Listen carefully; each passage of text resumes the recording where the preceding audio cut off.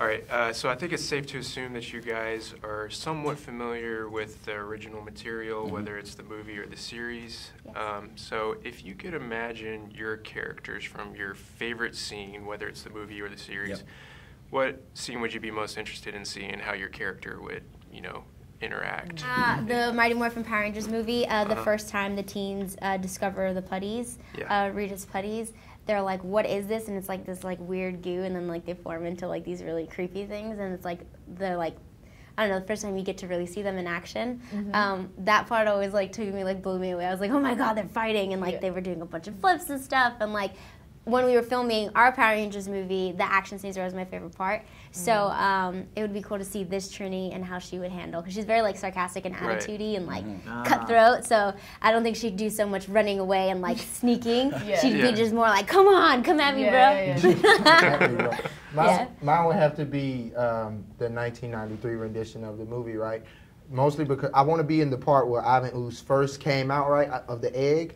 Mostly because I feel like Billy would put his hand in it and try to like save some, go home, try to make it with his eggs, see if, you know, It seems like you would say something kind of quippy with the kind of dialogue that Ivan Ooze says, because it's a little kind of campy, but I feel like you would have something great to say back. I feel like Billy would be the only one that could go back and forth with Ivan Ooze, to be honest. Absolutely.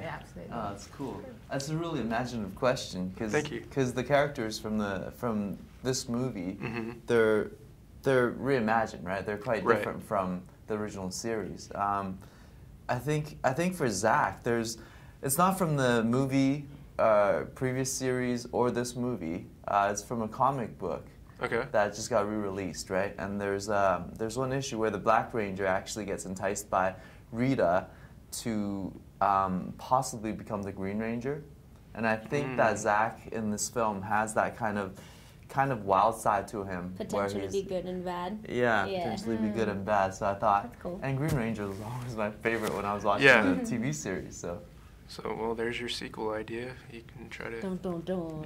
Stay tuned. Hey, John. What about you two? We didn't really watch the show, to be totally frank with you, we didn't. But if I could think of a hypothetical, with the little that I do admittedly know, is the opening sequence with all of us, you know, in the series, how they do the and everybody has their second on screen. It's so funny. Oh my I gosh, would get a kick out of having a night where we sit down and watch our own versions of that opening. When they like turn. And it's like RJ as Billy, and he's like doing something. It would be that would be a lot of fun. Music There's actually, I think I was talking to someone actually, and there's one scene of the movie in our movie where it's like a little bit of a throwback to.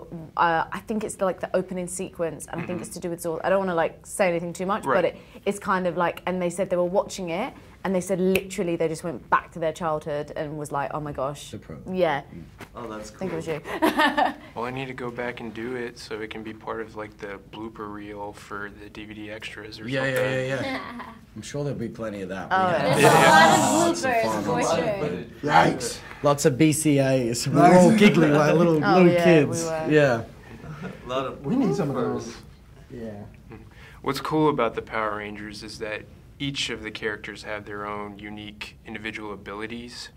What's the greatest attribute or quality about the person next to you that makes you yourself, like individual? Go on.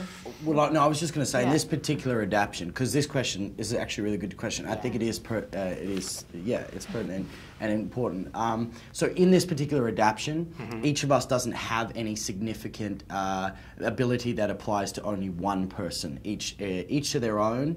We are just generally enhanced humans, I guess you could say, without giving any spoilers away.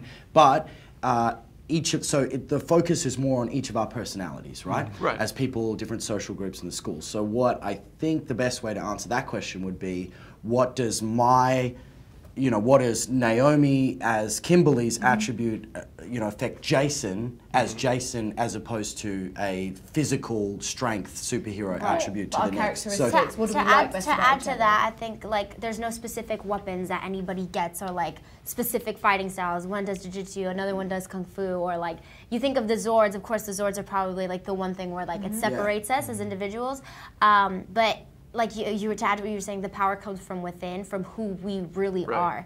And that's the journey that we go on as characters, is we finally start to say things maybe we've never said out loud before. We've all kind of are at our own rock bottom as humans, and because we know what that low feels like, and we see we're so much better together, and you know, I think that's our strongest quality as people, is we make each other better together. You know, I think that's what you were asking, right, Preston? Is what qualities in our characters. Yeah, so we could probably say like. So what I was what going you would the prefer, person next to what us, you like. What I was going to round out was that I feel like Kimberly instills, if you will, in Jason. She has this want to get out of this crazy small town. She's like, she comes to me and she's like, I want to get out of town. And I'm searching for something in my own life. I'm not dealing well with my relationship with my father. I'm searching for something. She gives me that want to get out of town, and I'm like, I'll go with you. Let's do it. Let's get out. And therefore, you start to see the drive, the objective of where this character's going, why he goes there, and then eventually that strings to, I suppose, onto. To be honest, I thought she was going to fall forward. One thing that I think I really like about Trini is that for like my character Kimberly, right? She's kind of been around a lot of fake people, and I think that Trini is very like, she looks you in the eye and she's like, you don't know who I am, do you? And Kimberly's like, but like I think she loves that. She's like, oh my gosh, she's like real, and I think she loves that, and I think that's why they become friends. I think that in our movie, Billy really takes a lot from Jason. You know, it's just like Jason Scott is the one that pushes Billy mentally to be like, all right, let me try this. You know, let me try that. Let me try it. Because he kind of tries to mimic, you know, the drive and that hunger and that just spontaneity of Jason Scott. You know, it's just like he tries to grab whatever he can in Billy's own way. So yeah, I think. And I think to the same token, Billy teaches Jason a lot about himself, because we end up hanging out a lot in the film. For me personally, I think for me, there's two relationships I think that are really interesting. Trini's with Zach, I think, is really fun because they're kind of like kindred souls. You know what I mean? Like kind of the same person, but just like female version, male version. They're both kind of crazy and very self-made and like don't need anybody else.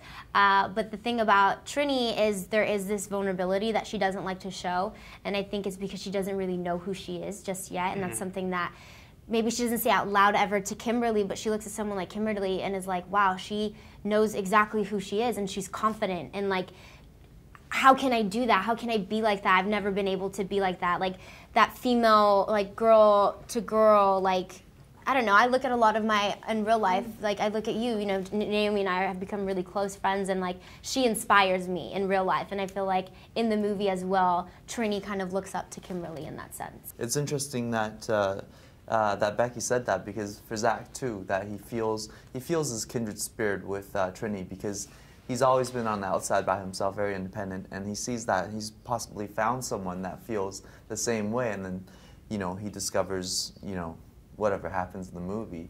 And then also on the other side, he's kind of like the lone, the rebel male lion, right? Without a pack, without a pride.